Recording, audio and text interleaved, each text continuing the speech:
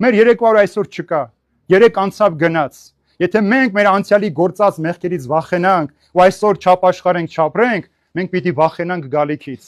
Քո անցյալի սխալները քեզ իրավունք չպիտի տա վախենալ աղոթել, Քրիստոսին մոտենալ, ճանաչել, որովհետև հավատքը միայն նրա անունը տալը չէ, հավատքը նրա հետ ընկերություն ու բարեկամություն անել է։ Հավատքը նրա հետ ճանապարհ անցնել է, հավատքը նրան թույլ տալ քո կյանքի մեջ մտնի եւ քո կյանքը նորոգության վերածի։ Եվ ինչպես որ գարնանը բնությունն է ծաղկում, կյանք է գալիս, բացված ծաղիկներ անուշահոտություն են կզգում, այնպես էլ հարությունը հավիտենական կյանքի անուշ բույրն է բերում մեր քիմքերին, որ դու